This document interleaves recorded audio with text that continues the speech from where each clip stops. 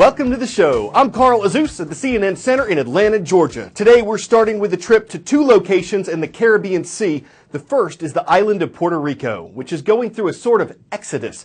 Puerto Rico is a territory of the U.S. with Commonwealth status. What that means is it has its own government, though it's subject to U.S. federal laws.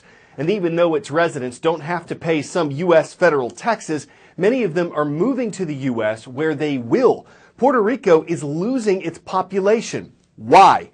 Well, it's been in a recession, a period of economic decline for 10 years. People are leaving in search of better opportunities in the United States, and in many cases, they're not moving back. Currently, more Puerto Ricans live in the U.S. than on the island itself, and it may be on track to record the greatest exodus in its history.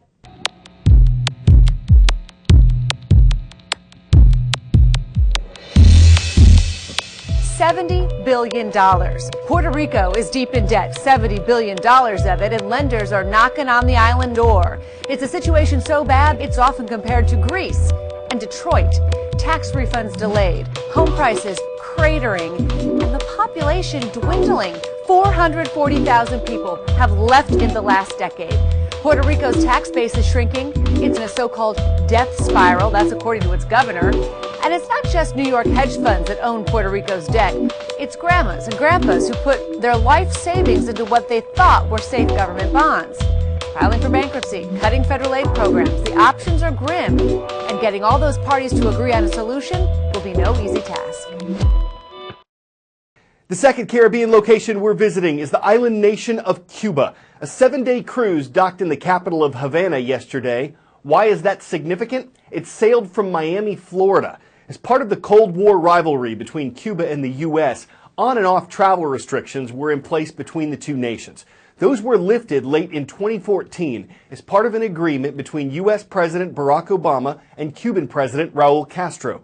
President Obama started normalizing relations with Cuba, saying that decades of isolating the island nation, not dealing with it economically or politically, had failed to influence the communist government to improve its human rights record.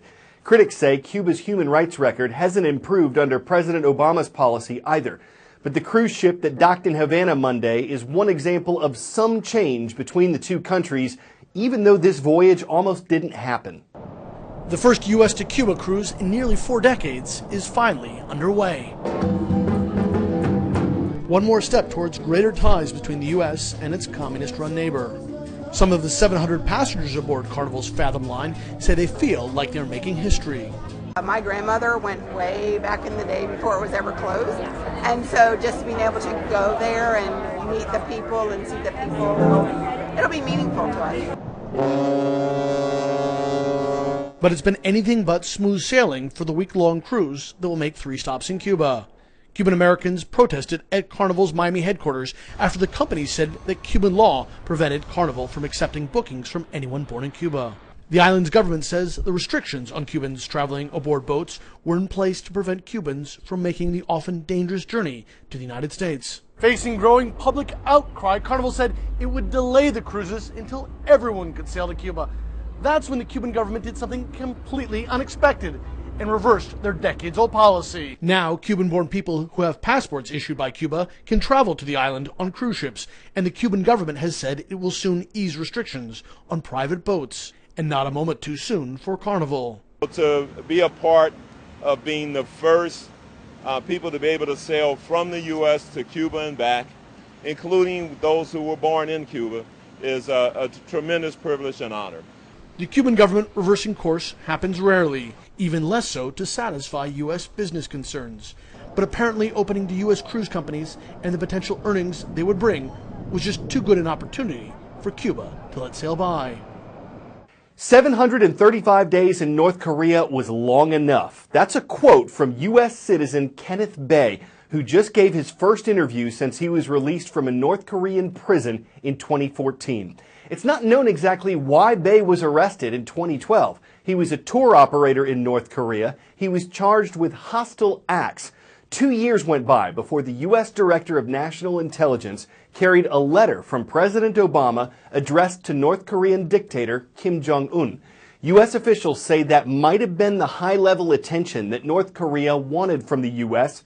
Shortly afterward, Bay was released. He hasn't forgotten his ordeal or what got him through it. I was the first American ever sent to labor camp in North Korea, and I have to work from 8 o'clock in the morning until 6 o'clock at night, 6 days a week, and working on the field, doing farming, labor, carrying rock and shoveling coal, and all those things that was physically very demanding, and it was very difficult. Especially I had back problems and different issues that I had before even imprisonments.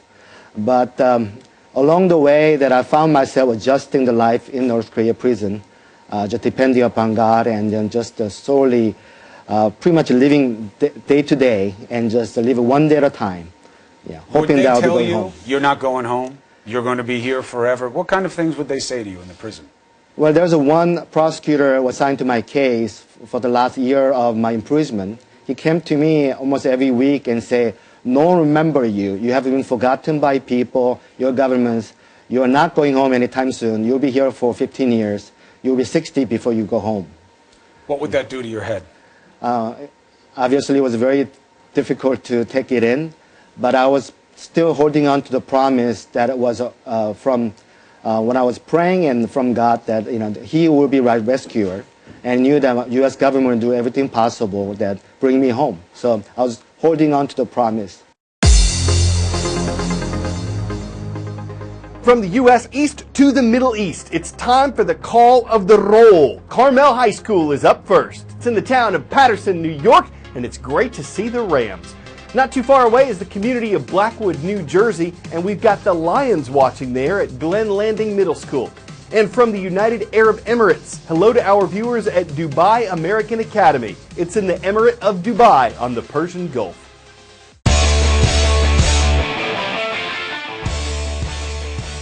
A University of Colorado professor says some dogs love a good squeeze. A professional dog trainer says maybe dogs just don't like being snuggled and photographed at the same time.